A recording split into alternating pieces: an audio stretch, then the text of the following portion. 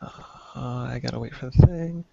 And okay, I think we're live now. So, hey everybody, Ben here from DMC Films and Cinderblock Studios, and welcome to a very special live event. Very late for us here on the East Coast, but fairly normal for those over on the West Coast. This is an interview with fellow YouTuber and freelance illustrator Sycra. Many of you know his videos, but for those of you that don't, Sycra, why don't you go ahead and introduce yourself and tell people more about what you do and where they can find your work. Okay, I'm Sycra, and I make YouTube videos, and also you can find my work on DeviantArt, I guess, and I have a site, sycra.net, and it's got stuff. All right. So, yeah. And this is where everything falls to pieces. Sorry. It was No, gonna that's happen. fine. It was bound to happen. It's just, what did you get? You got like a good 30 seconds. You were very professional. Yes, thank you. I try to be, and then it all goes away. Wow. Wow. This is why no one interviews me. Yeah, and that's also why no one interviews. See, now I'm. Yeah, you don't want to do that. No, you're a great interviewer, Ben. I've heard thank much you. about you. Thanks. Fantastic. So I'm just trying to make sure my comments and things are set. Someone says, "You have hair?" Alright. Jeez. So I'm guessing that means I guess they're talking about you. I guess they pictured you without hair, or maybe you didn't have some at some point. Yeah, I let it grow a little bit. We'll see how that goes. Yeah, it's lazy. Mhm. All right, so on to the interview portion of this mess. I think it would be interesting to start out just hearing about when you first encountered art, and when you sort of decided this is something I want to do. I want to pursue this as an interest. Encountered, I guess I was 2. I did my first drawing, I think, when I was 2. And it was a picture of my dad, and I thought it was very good. I thought, like, wow, I did that. Wow, amazing. It looks just like him. I don't have it. I don't have any of my, like, super early work, but I didn't think anything of it. It just seemed like, okay, so I can do this. Good. And then art was just something I did in school when I was, like, bored. I would draw, like, doodle, did pictures of the teachers and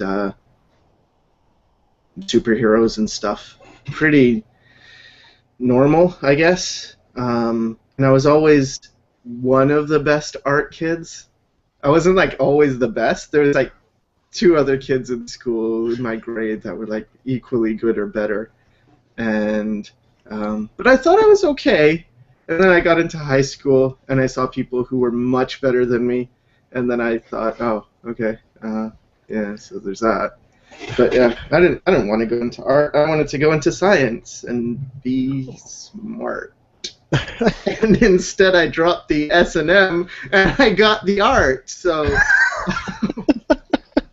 That's a really probably terrible way to put that. yeah. So now I'm trying to get back into the S&M, right? But Right. So you were so it was more of a sort of that childhood hobby, like a lot of us yeah, have. it was just a thing to do. And then I think, like, in grade 7 we had this career thing where you write down what you want to be in a career, and I thought, I'm too lazy to put in, like, it seems like a lot of work to write about astronomy because I wanted to be an astronomer. So I just put comic book artist, and we had to make, like, a project, so I just cut up comic book pages and stuck them, and I thought, that'll work. So I have no real intention to be a comic artist, but it was something that seemed like, yeah, I guess. Sure, the teachers believed it. And then, and then in high school, physics and chemistry just kicked my ass. And I realized that, oh, and math too. Because I was always good at math in the beginning, but I never learned how to study. This was one of my problems. I just did not know what studying was. I thought people were just, they had like a smartness. Like, oh, you're smart, therefore you do well. Or you're not smart, then you don't do well. And so it didn't even make sense. Like, why grade people? You already know the answer. Um, and I believe the same thing with art. Like, I thought it was talent. Like, oh, if you're more talented, you do well. If you're less talented, you don't do so well. And so Right. I never studied. Homework was always done in class. Everything's easy for me. And then when I finally got into more difficult courses and I started doing really badly, I didn't understand why. And I suddenly thought I was stupid. Like, oh, I guess I'm not smart. Um, I guess I'll try art then. But I wasn't good at art either, like good enough, because I saw people around me who were much better. And then somewhere along the line, I realized you could learn. Like, oh, this is something you can practice and improve on. It's not just talent. So I guess when I talk about talent in my videos, a lot of it is just making sure people who might be like me and have weird notions about the whole thing don't get discouraged, because it is something you can learn and get better at. And actually, I'm sure I would have done fine in science had I known how to study. Yeah, I mean, I kind of get that a lot too. I mean, I don't consider myself a very disciplined person, so I find it amazing that I can do what I do in art. I imagine you're probably pretty similar as well. Yeah, yeah, I guess. I don't know. So it was more of a high school thing where you started sort of noticing, I guess, sort of taking art a little more seriously. Yeah. And what, like, did that lead you into maybe like art school or something like that, or what was the push? Like, maybe I want to do this as a job, Well, or did you know yeah. that you could?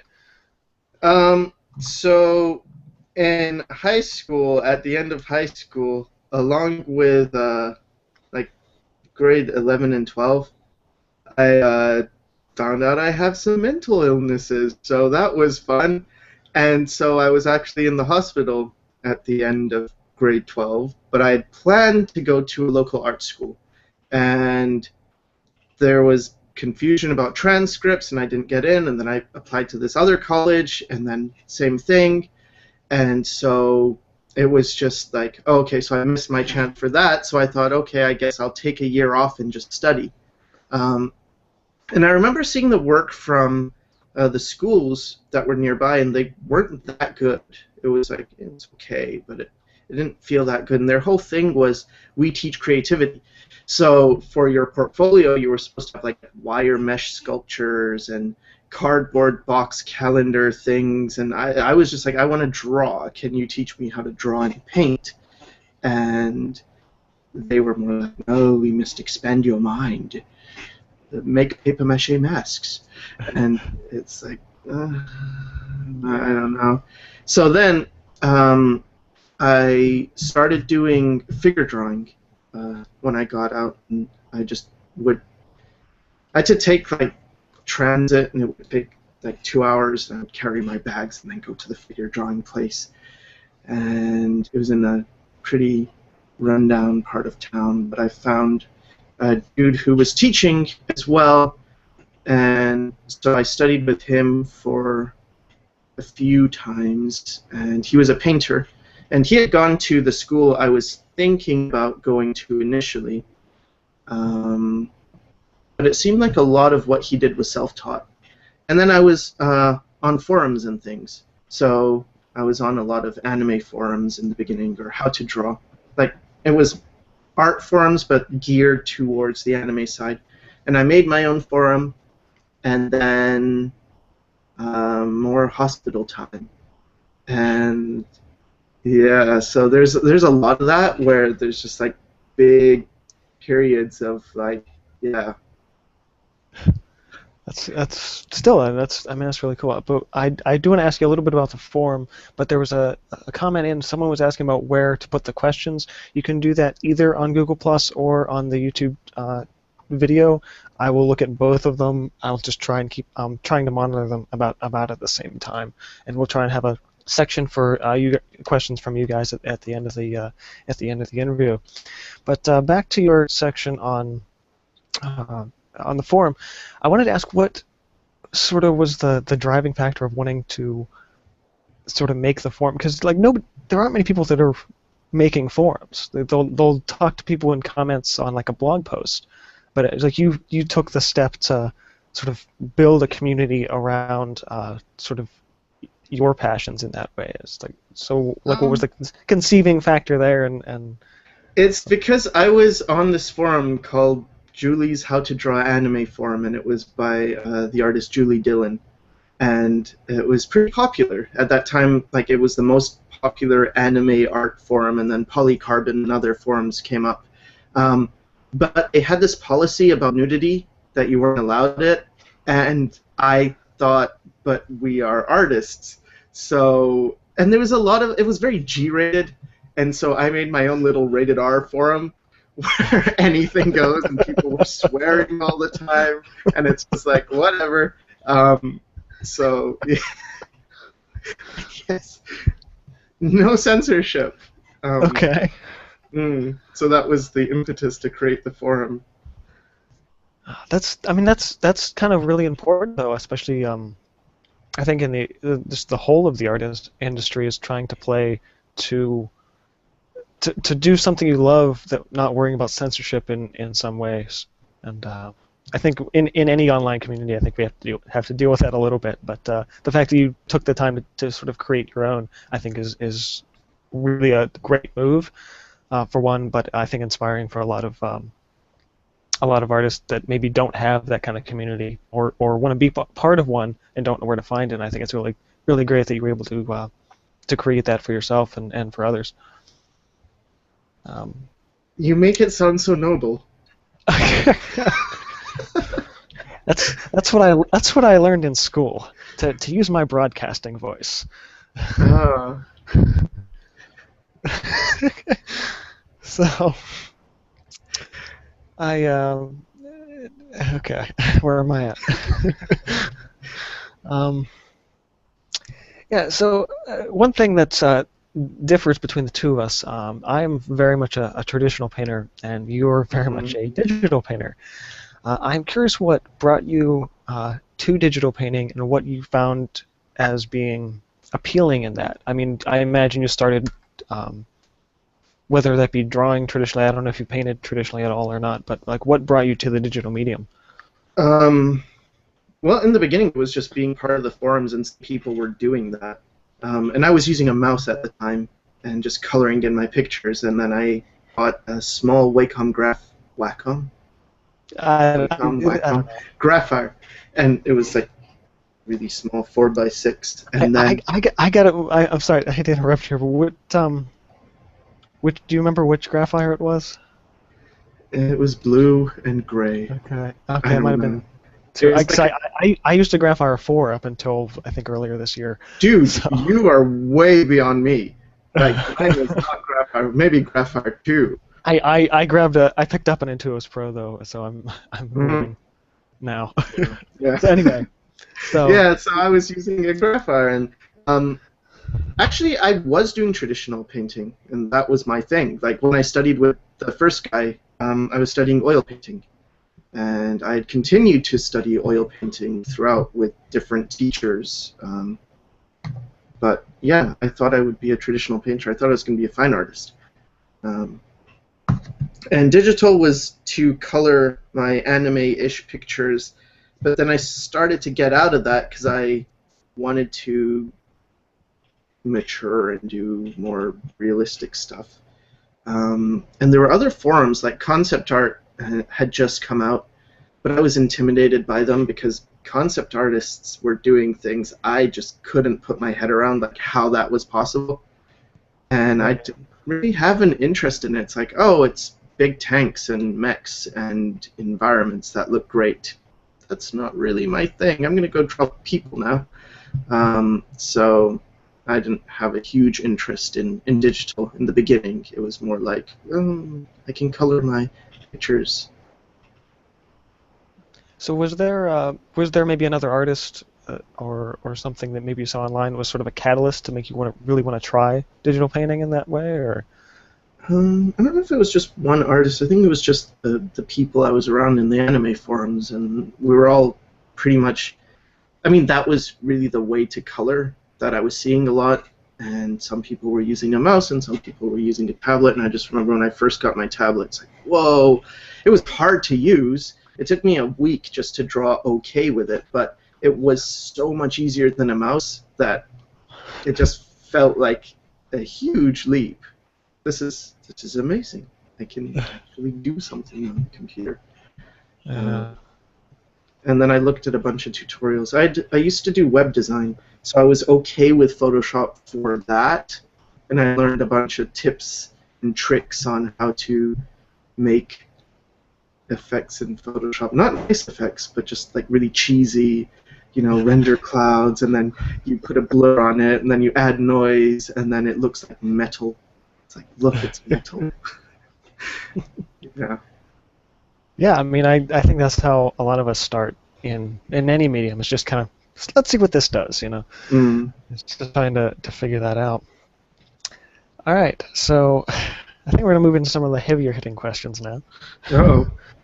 Um, I One thing that I love talking about over on well, I'm saying over on my channel. This is my channel, but one thing I'd like to show is the process from the initial sketch concept to the final painting.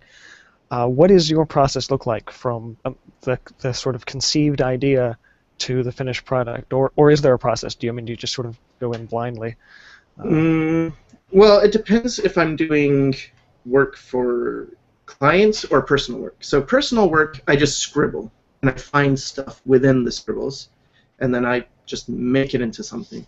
But for client work, I'll start with thumbnails almost always, just small thumbnails, get a sense of like whatever. If it's a card design, for instance, like okay, you do a thumbnail of this is the card and this is where everything's going to go.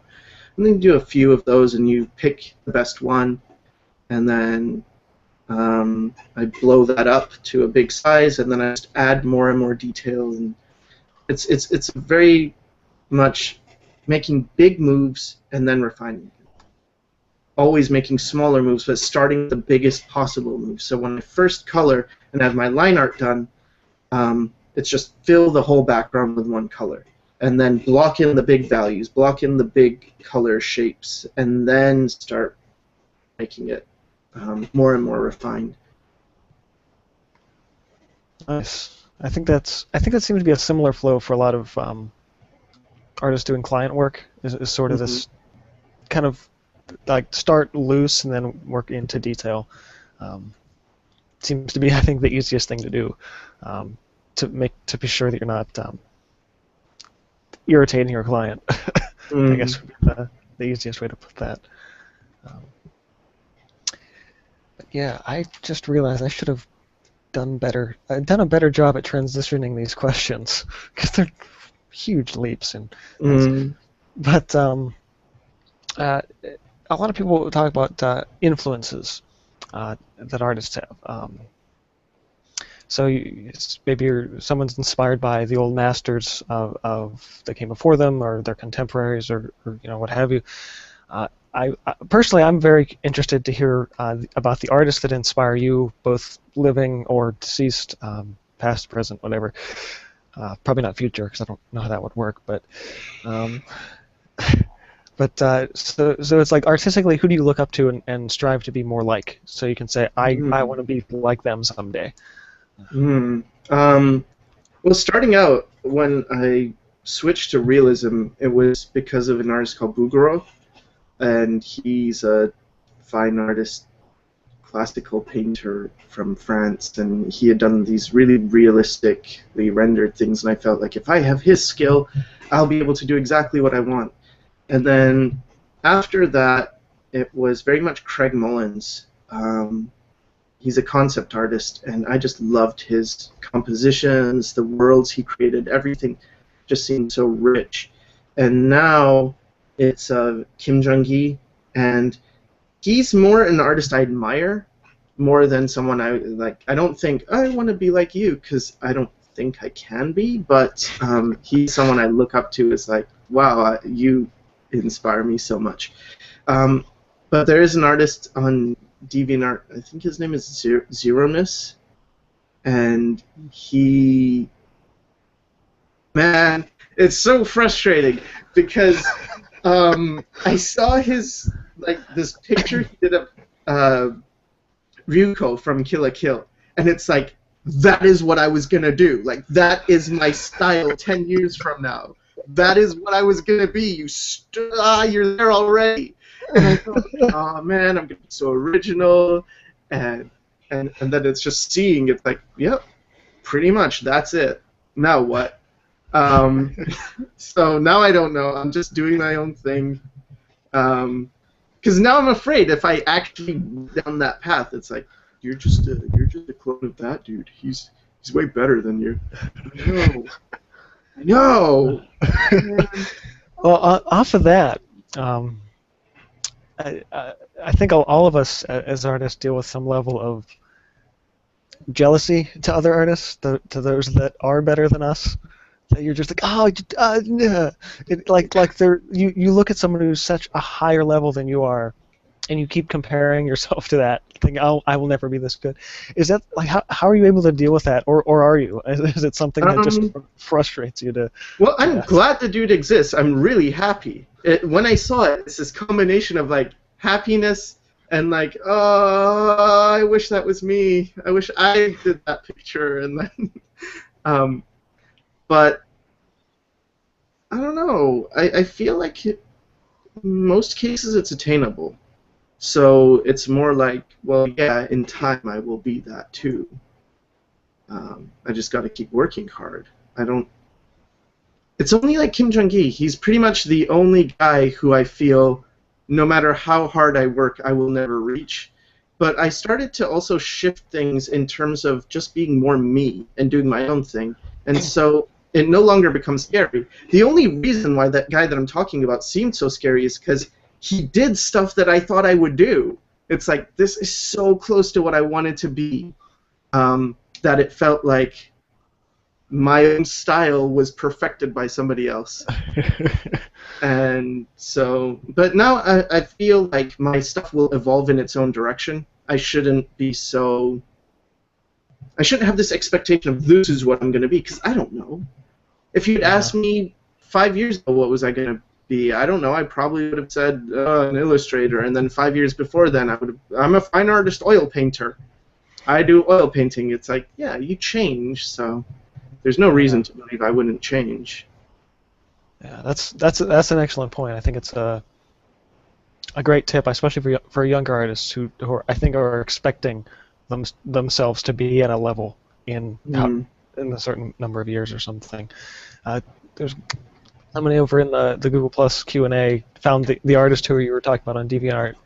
For those of you also willing to look up, it's over on the Google Plus Q&A, but it's Zeronis, I think, but it's zeronis.deviantart.com. But not the number zero, spell that zeronis.deviantart. And they posted the Kill la Kill 4 work in progress, which I think was the piece you were talking about. Yeah. Man. I know the feeling. I get it. The thing is, it's not even like the art that I think is the best. I don't think he's the best artist in terms of skill. It's just like, you did what I wanted to do. Like my individual voice. I thought I had an individual voice. It feels like she stole it from you indirectly. Yeah, but did it better. Like, yes. I had that a few years ago. Somebody did a friend of mine was a painting with just a bunch of like it was like thick paint. It was like it took a color with a knife, went, and then another color went on a canvas and just did this thing. And I saw it and I was like, I was gonna do that. Yeah. And now I can't because you did that. You still can. I did something similar a few years back, but yeah, it's like, oh, because you want to be original, and yeah, you want to be yourself, and you have this idea, especially with artists, we very much have this compulsion, I feel, more than most people who, I think a lot of people just want to fit in. And with art, it's much more about having your own voice and being you. Like, I want to show you the world what I am. And then someone else is like, well, me too, and I'm like you. No.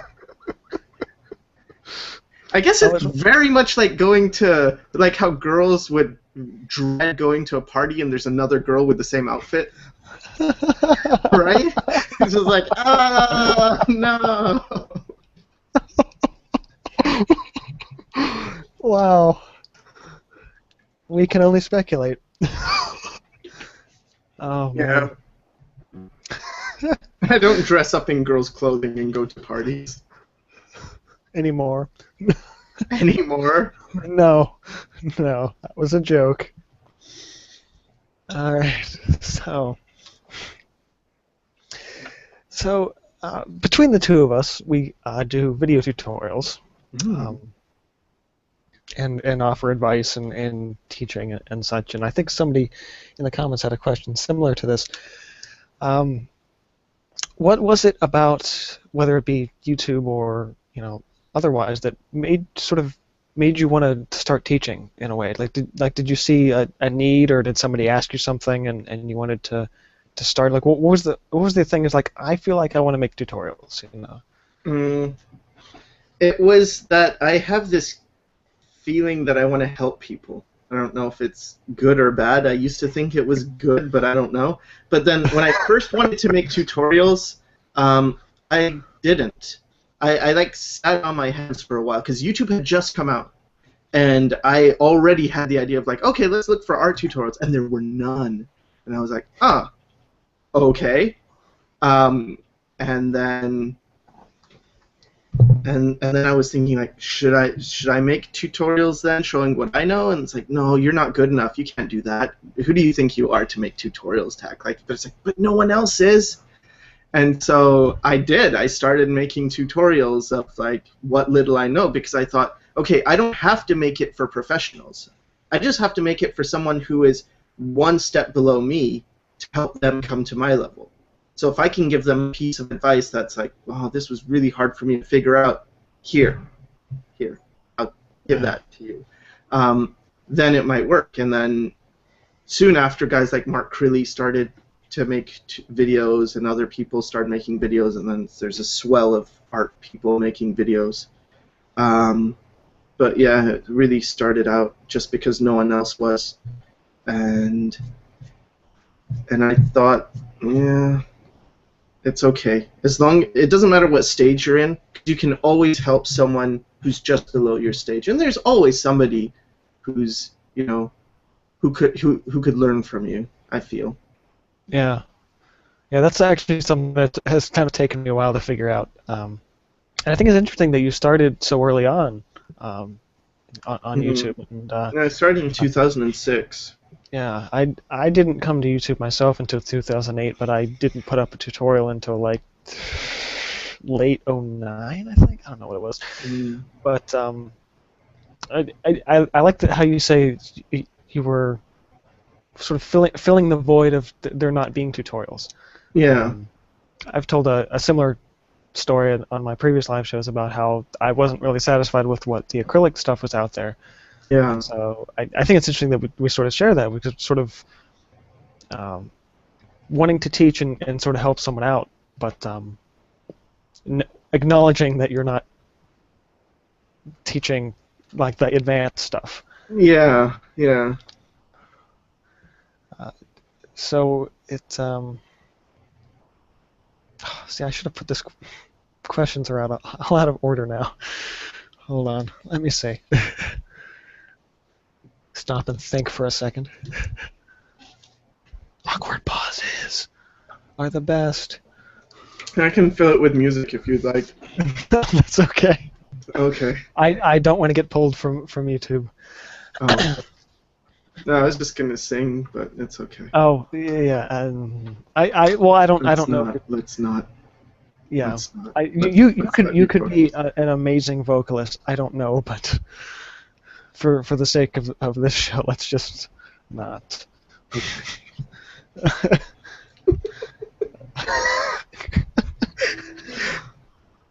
um, You're not going to do any more interviews anymore, are you? no, I just.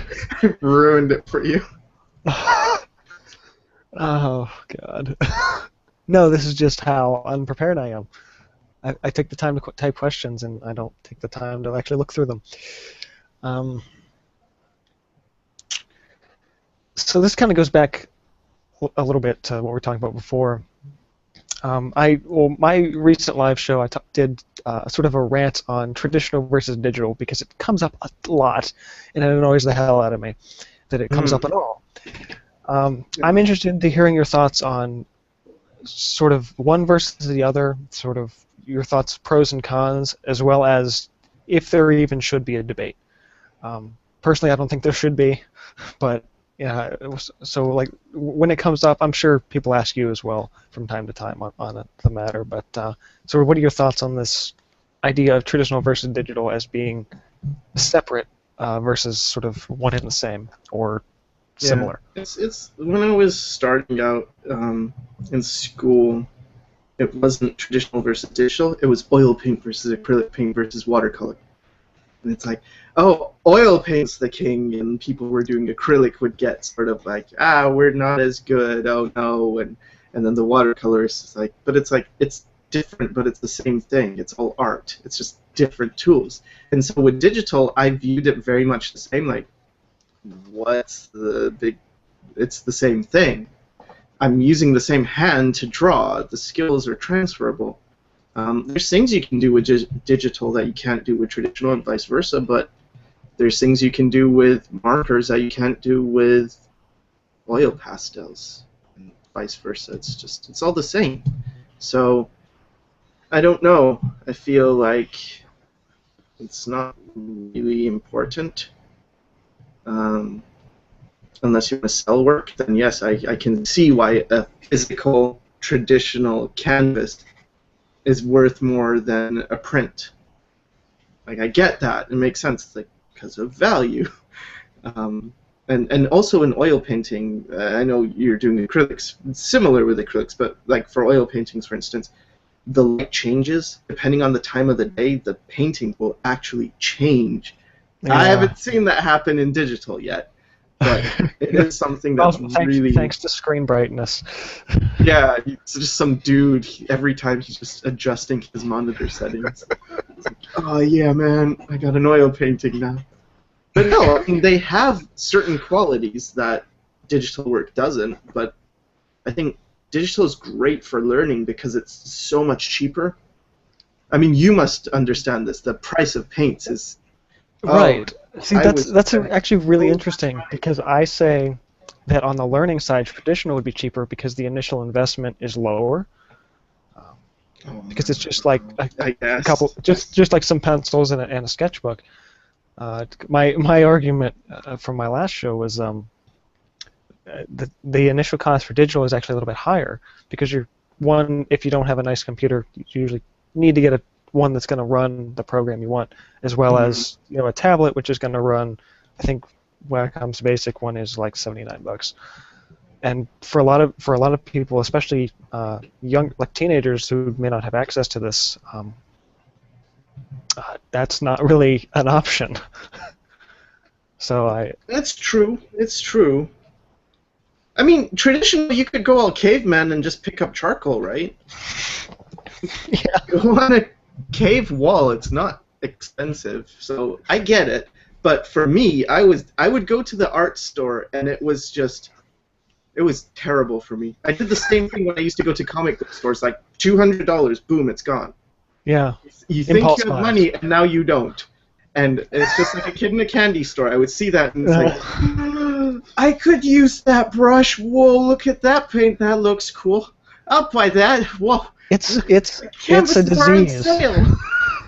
I know, so I lost way more money in traditional than I ever did in digital. That's for those in my fan circle. For those of you who have seen my studio, that's what happened to me. Yeah.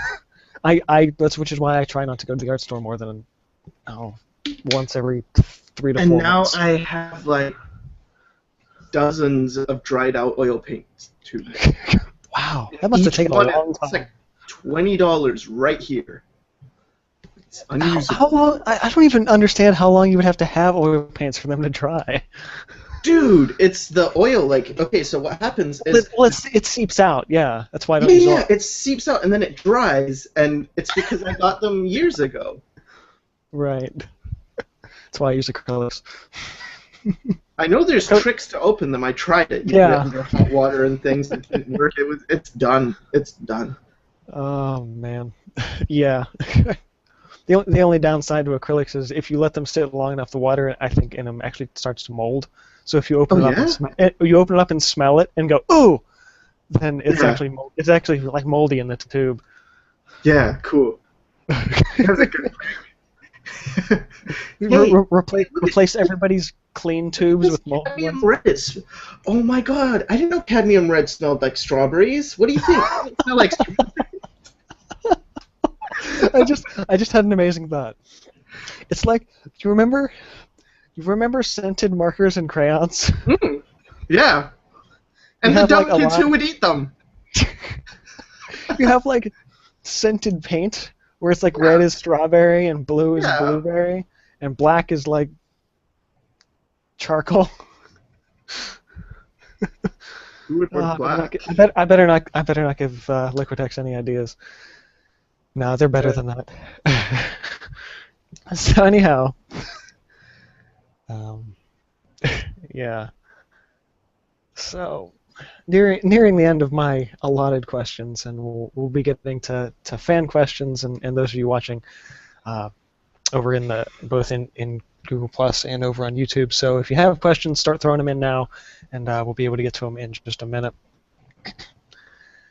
Also, with the question, try and keep them relevant, I guess. I I'm tangent trying. questions. I'm Well, trying to keep my maybe answers relevant, but I'm your not really answers are doing a relevant. good. I just know what some people on my videos will throw in. I mean, if Flying Ooh, Bananas was here, you he get a just lot of trolls. I don't get a lot of trolls, but sometimes people don't take things as seriously as I'd like them to. I Yeah, mean, I know, right? I try, but maybe not hard enough. I don't know. So anyway, um, this is something that's kind of been interesting to me for me to think about because I don't know the answer to, and you may not either. But what do you think draws people to your work? And I mean, is it sort of like this concept art illustration idea? I mean, it's like what do you have any idea of the appeal that I think brings it's people just in that I'm a from? YouTube, like, it's my YouTube stuff. I feel like I don't know. I honestly don't really know. I know with clients, they all like the card illustration, like my more realistic stuff. Hmm. That's what they go to, which I don't like. So I took it out of my featured gallery. But I still get things like, oh, make it like your lizard barbarian dude, because that's cool. And I'm like, I don't want to do that. So, so then now I just do my own style. No clients, none. Just it all dried up. It's like whatever. I'll just do YouTube then. I'm okay. I don't need you.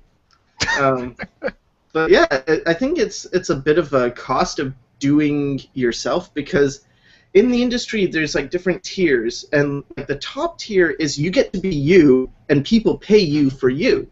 They don't want you to be anyone else. But then the whole middle part is just be generic, be malleable, be we just want it to look like this artist and can you do that? Yeah, And so there's a there's lot of people who are just like they're able to do okay, and if you can paint realistically you can find yourself finding work.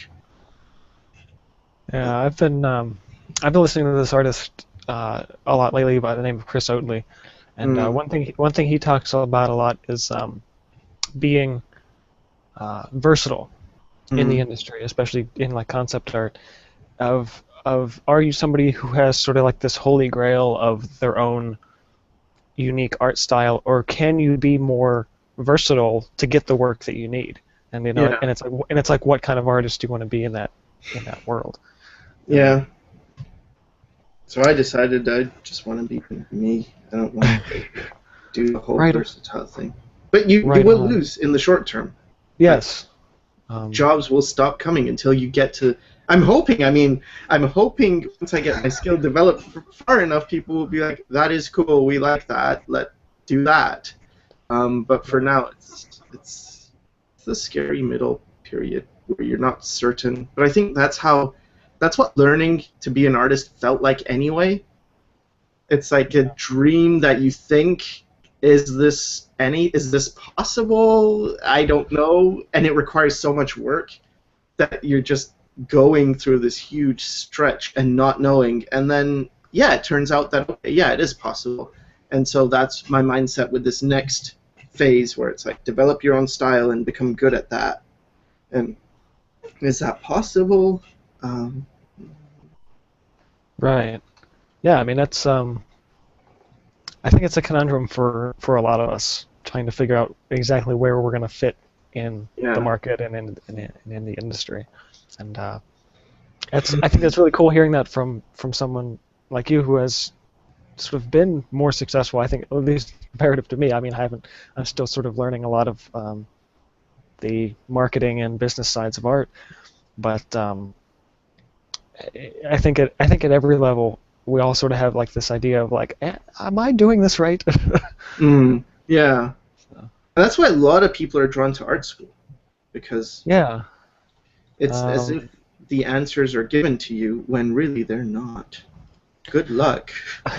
I actually would like to hear your opinions on art school. I didn't go myself because I couldn't afford it, Yeah. and I do know a number of people who did. Do you think it's worth it the way things are going right now? I mean, there's a lot of people out there doing tutorials and things that are costing less to sort of get the same skill set. Like, do you think it's worth someone going to art school, let's say right out of high school or maybe a couple of years out?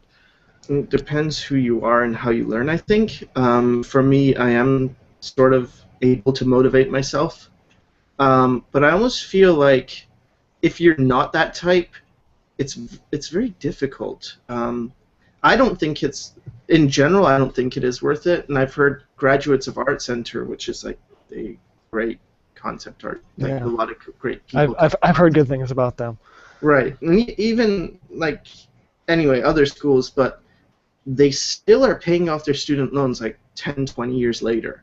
Hmm. So it's yeah, you pay a lot, and there's just not really a guarantee that I don't know if it's so hard to say if it's worth it, but it takes so much out of you financially with art schools these days. When I was starting out, the school I wanted to attend was 2,000 tuition plus 2,000 in supplies, so 4,000 a year for 4 years, and That's pretty rough. that's 16,000. Yeah. My animation school is 40,000 for 1 year. Right. So the prices have just gone way up, and Art Center is like what 160,000 something. It's like way up there. So Outrageous. yeah, and from my animation school, I got a scholarship, so it wasn't that much. But even then, it was a lot more than even 10 years ago or 15 years ago. So I feel right now, in all, like even I'm gonna say something controversial, but there's education seems to be one of those things that people use to make money a lot. It's just like let's make suckers out of these people. Here's a Gumroad tutorial. It's only $2. It teaches you nothing, but hey, it's only $2. And I think it's the flip side of that now, where you're getting a lot of cheaper tutorials that don't really teach much, but there's just low risk. Whereas you have the art schools that don't really teach much, but they have high risk, but it seems like you're getting a lot. Right. Um, and everyone who's good, like the people who did well in my art school, they were professional before. They just, a lot of people who go into art school have this insecurity of like, I don't know anything. It's like, no, you're fine. You just, maybe you don't know technical terms, and you do get things from art school. So I just, for myself, it wasn't worth it. Yeah. Yeah. I've heard I heard this recently too. Is that if you're going to art school, you're going to get out of it what you put into it. Mm-hmm. If you're somebody who just goes and just does the assignments and just like gets straight A's and just does the work, then you're probably not going to do as well because you're not spending the extra time to get better on your own, and you're not pushing because you enjoy it. You're pushing just because you're in school. Mm. So it is a level of, are you disciplined, and are you I lost my train of thought. Sort of like, so, but if it's like you say, it's a personal choice. You know, it's a you weigh the risks on your own and go from there. All right, so we're gonna take some questions from the viewers.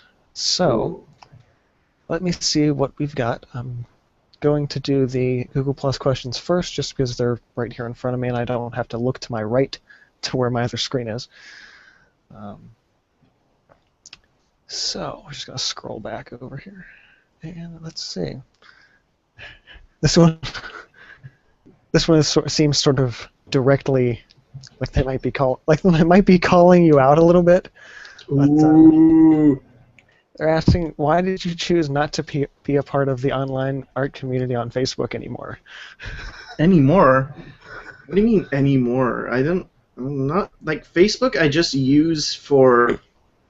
The reason I joined Facebook is because there's a lot of artist people on Facebook. Otherwise, I wouldn't even. I don't like Facebook. And then it was a thing of, oh, I can post when I'm going to be doing a stream or when I post a new video. But I don't think I was like part of the art community. I never put like art on Facebook all the time. So I'm not betraying anybody. I never was that. Like it just, I'm not. So sorry. Choose your battles. Yeah. Choose your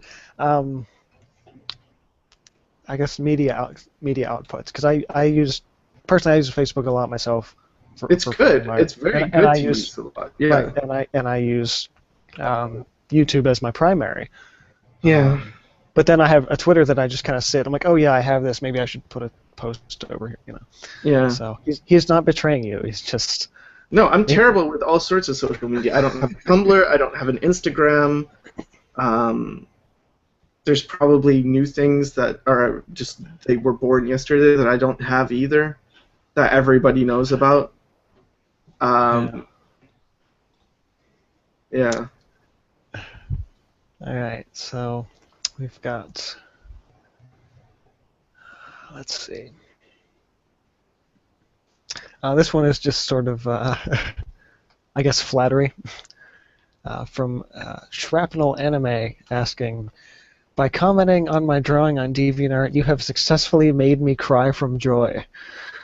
How do you expect to take responsibility for what you have caused? So I guess a good discussion, I guess, on that's a little more down to earth is how do you? Oh man, I don't want to say this. You obviously know that you're you're impacting people in some way and sort of helping them out. Is that overwhelming at all for you? I don't know if it's because of my low self-esteem, but I really don't believe it. Like, I see things and I hear things, and it's like, it just feels like, that's nice, like, as if they're talking to someone else, like, oh, I'm glad you got help. And it's like, yeah, it's from you. And it's like, uh-huh. Yeah, I'm really don't know how to process more. I just can't, like, it's hard for me to be able to accept it, but I really like when people let me know that they're drawing, and it's great because drawing is awesome. I don't know, I'm very bad at taking compliments. I'm working, I used to be much worse. People would be like, that's a nice drawing, and I'd be like, no it's not, and here's the reasons why. Oh man. Yeah, don't do that. Now I'll try and just say, oh, thanks, I really appreciate it. Even though inside my head I'm like,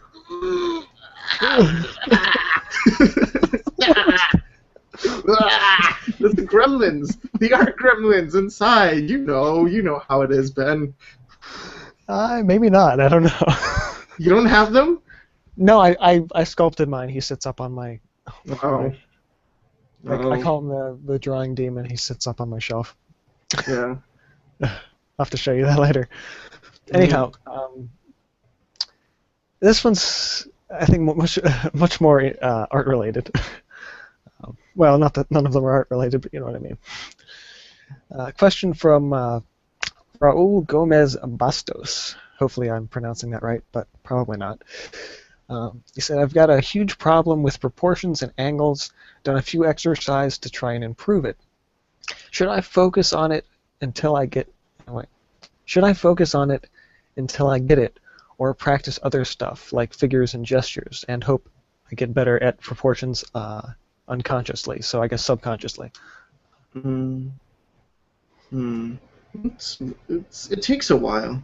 For me personally, I did invest a huge chunk of time into angles and really nailing those down.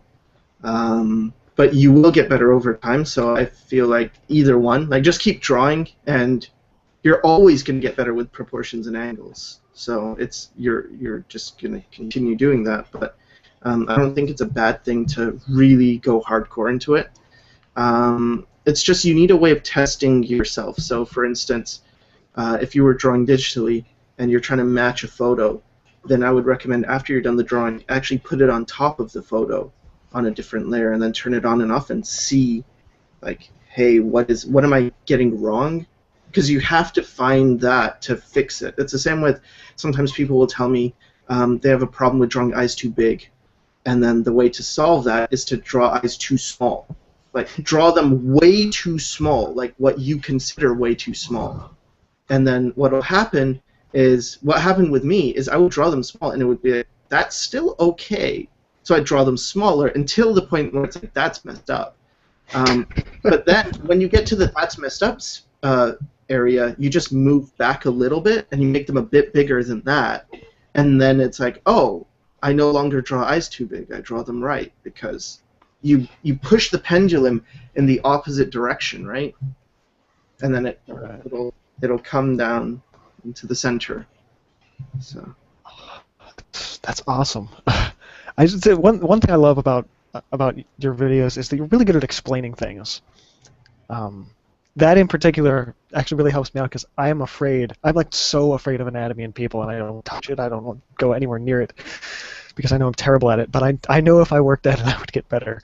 yeah, with But everything. I might have to try the eye thing now because my eyes have always been too big on Yeah. characters And same and with color. When such. people say, like, how do I get good with color? You have such good colors. It's like, push it too far. Do the crazy color that you're afraid to do, and you'll realize, like, you can actually get away with a lot more than you thought you could. Because otherwise people do this, like, stepping, they're very cautious, and it's like, okay, I'm gonna dip my toe into the pool. And it's like, no, just jump in. Just go. And then it's too much, and then, like, you'll figure out how to adjust and dial it back to a more reasonable level, but you'll be in a cool area, because it's like you'll be with the extreme, like, whoa, that's so cool, you're right on the edge. Whereas if you proceed very slowly, you tend to be generic and mediocre, and people look at your work like, I've seen a lot like this, it's not that cool. But you'll find when you look at, or for me anyway, when I look at work and it's got like crazy, I'm like, wow, look at how you're using colors. How'd you do that? And I learned from this guy called Mike Azevedo, and he does amazing colors. And I would see him painting, and I was always like, how? What is your formula in your head? And he's like, I just experiment. And I'm like, that doesn't help me. I need to know what are you thinking? How does your brain work? Are you using complementary colors? It's like, no, just Yeah, experiment. you're overthinking it, and you Yeah, just it's like, no, just put down this color, and is that okay? And be brave. Be braver than you want to be. Because especially for digital artists, you have no excuse. For traditional, okay. Okay. Yeah, you're wasting paint. I get it. that's why I keep my used paint in a jar, and it makes a nasty brown color. Yeah. But yeah. So hear that, kiddies? Just jump in the pool, or Sycra will push you in when you're not looking. Yeah.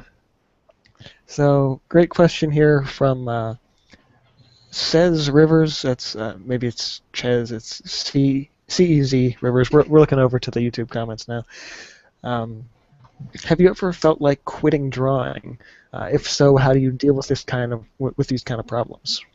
I used to do that. I used to take months off of not drawing, but this was years ago. And then I committed to doing a drawing every day. And I don't know how many years it's been, but I think I started that in 2003. 11 years. Um, but yeah, I just told myself I'll do a drawing a day, and I'm not allowed to sleep unless I do a drawing. But the drawing can be 10 seconds. Like, it doesn't have to be hard. It can just be a very short drawing. So not having the expectations really is what keeps me going. And usually I spend a few minutes on the drawings, and they've become like a visual journal of my day. But I've had days where it was so bad I didn't want to draw. And I think the very worst day, I just had like an X. But it's still a drawing to me. It's like, no, that's a representation of what you did today. It still counts. And because you have this unbroken chain, you become someone who, every time you do something that becomes a routine, it becomes automatic. Like, it doesn't count anymore. So if someone says, did you do a drawing today? Well, yeah, I do my daily drawing, but I would say no, because I didn't do beyond that. And so then you do beyond that, and then that becomes routine. And then it feels like, you always just increase. And I think getting rid of expectation is really the big thing, because people they're not drawing because, I don't know, drawing is a problem. It's because they want something. It's like, I'm going to do a face. It's like, what kind of face? The best face I've ever drawn. It's going to be amazing. I've got all these ideas. No, just do it. Just do more. And this thing of just one idea, like, people will spend a long time polishing one face. It's like, you could have done 5 thumbnails in the time it took you to do this one thing, and you would have learned much more. Because there is this rendering phase where it's mindless, and there's times I would spend 18 hours a day painting. It's like, wow, that sounds like a lot. It's like, no, because maybe 15 of those hours were just mindlessly just putting down stuff, polishing stuff, refining stuff. It's like, is your brain really working? No. It's those 3 hours of focus where you're like trying to figure stuff out that is the important stuff. So you don't necessarily need to do more. You just need to be smarter about it.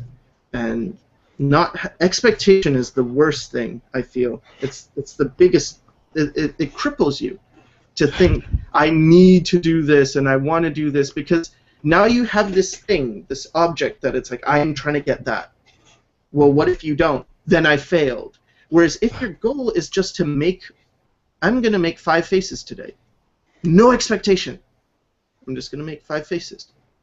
Then you cannot help but succeed, as long as it's like, 1, okay, that's a fail, 2, 3, 4. As soon as you hit 5, success.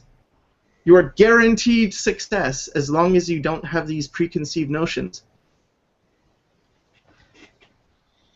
Yeah, I mean, that's I've got this saying I used a while back for some of my video projects, and it was strive for perfection, but don't expect it. Yeah. So it's like, don't not try to do your best, but don't expect it to be your best. Yeah. which sounds weird, but yeah.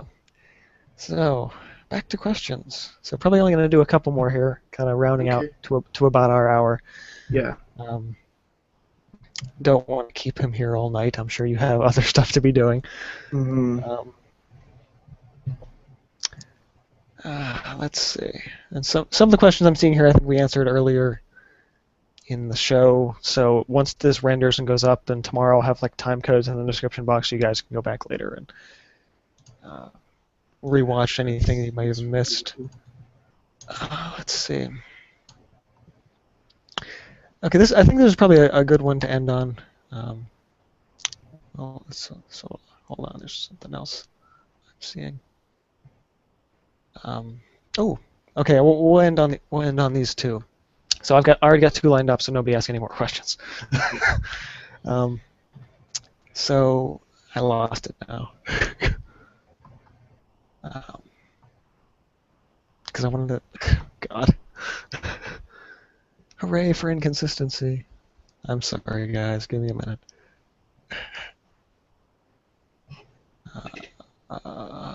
Okay. This one, I know you've done, I think you did a video on this on your channel, but if we can just touch on it briefly. The last Starlighter asking, any advice on developing your own style and how to develop one faster? Which I think comes up quite a bit. But yeah, so for me, it's learning what you like in art. Not what you admire, but what you like. It's different. They're different things. Because you can admire, like for me, I look at concept art and I admire the hell out of it. It's like, wow, that is so amazing. But I don't like it as much as I admire it. And this is where remembering what you were doing when you were a kid helps a lot. Because with kids, they tend to look at stuff and they don't see the skill. They just see if they like it or not. It's like, that's cool. And so I would really ask a person, what were you doing when you were a kid? Like, what did you like to draw when you were a kid? Because it has a lot in common with where your true passion is. Whereas you get this, it happens often in art school, but in any intermediate level where you just become obsessed by skill. And you start looking at like, oh, this guy draws so well. And that person draws so well, and you forget what you want to do. So the first thing is find out what you want to do, and then find out who you like that is doing that, and realize that every time you like someone's work that is doing what you like, you like it because it's a part of you. Like they are doing something that you would do. So imagine then that you drew their picture. Like, so for me, for example, I love J. Scott Campbell's work. I think his work's amazing. I hear about his stuff all the time. I think I've only seen it maybe once. He does beautiful. I feel bad about that. But anyway, so you look at that, right, and then you think, okay, so imagine you drew that, right? So I have that skill, and then it's like, oh, but what would I do differently?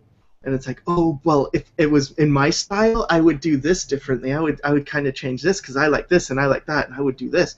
And for me, it was like, I would sharpen that because I like sharp angles and I really appreciate this and that. And it's like, that's what you do.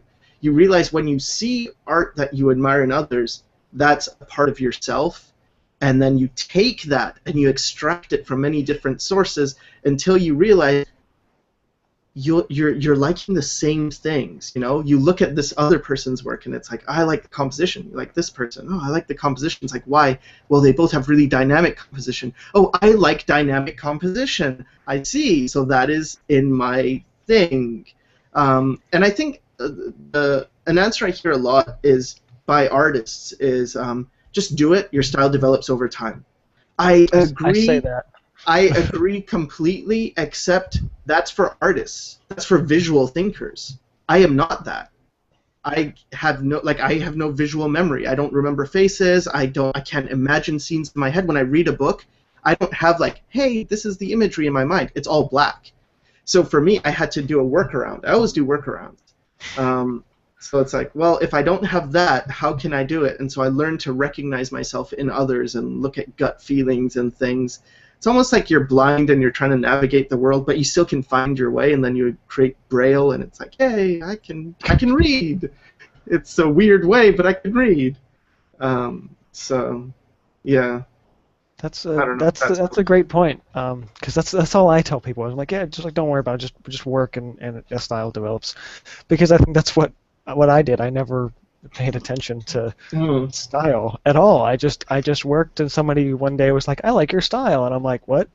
What style? I know. The same thing happened. Like, there is that natural style, but then I would always see that there's these two things. Like, for instance, think of The Simpsons, right?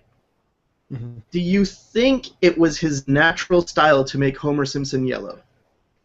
Probably not. No, it's contrived. It's absurd. It's right. It's he's not seeing the world like that. He doesn't look at white people. It's like, you're all yellow, and then look at brown people and like, oh, you're still brown. Um, right? So it's this thing of they make it yellow because yellow pops off the page, or in this case, a TV screen. It's very attention grabbing. So that is decided. That's a thought. That is an idea that is created to create a style. So there's these two styles. And I feel the people that say, oh, you know, it just comes naturally. It's like, yes, that is one part of it. That is one side of it. But then there's this other side. And focusing on only one or the other isn't good. I think you do both, and then you'll be good, I guess. I don't know. All right. So we're going to start wrapping things up. There are a few questions, I think, still sitting in the comments, but Sycra, I know you may want to go back and answer those later on the video later, because I think they're more direct to sort of okay. certain things. Because, I mean, I don't know, just trying to focus for time, and I know people like to get their stuff answered. But, again, you don't have to. It's up to you whether or not you want to. No, I'll try. But you don't have to do it now. But just down the road, because I want to make sure you guys were acknowledged anyway. So I do have sort of a final wrap up, but I do like to ask this to anyone in the comments, and I like to know where you guys are watching from. We haven't done one of these in a really long time. Used to do it with Meryl's Hangout. So wherever you are watching in the world, go ahead and throw that into the comments. It's always nice to see sort of where people are watching from and sort of experience the global art community in that way. So just as a final wrap up, if you have any final advice for maybe people that are sort of first time into art or into drawing, or sort of butt-kicking questions and rhetorical questions that you want people to ask themselves when they first start, because that's a lot of times it's a motivation thing where it's like I like to draw and I want to do this, but I don't really know how to start, or so any kind of little pieces of advice do you want to throw in here at the end? Yeah, two big ones is one is remember what you like. Try not to lose that, because it's very easy to lose track of what you actually like, and you can get into this, which is what I was talking about. You know, you confuse like and admire. So try to remember who you are and what you want to do. And the other thing is you get to control how much you draw, but no one controls their timeline. You don't control when you get good.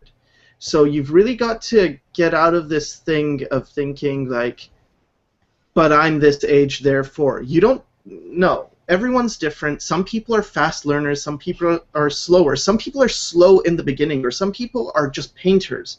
But drawing is important to painting. So they struggle with drawing, but then once they get to painting, they're fine. And some people will struggle with drawing and quit, just quit art, without even discovering that, dude, you would have been awesome as a painter.